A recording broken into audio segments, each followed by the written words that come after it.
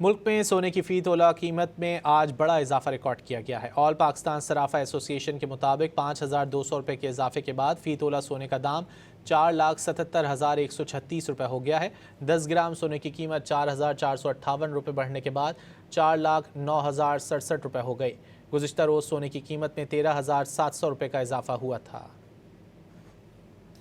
मुल्क में सोने की फ़ी तोला कीमत में आज बड़ा इजाफा रिकॉर्ड किया गया है। ऑल पाकिस्तान सराफा एसोसिएशन के मुताबिक 5,200 रुपये के इजाफे के बाद फ़ी तोला सोने का दाम 4,77,136 रुपये हो गया है। 10 ग्राम सोने की कीमत 4,458 रुपये बढ़ने के बाद 4,09,067 रुपये हो गई।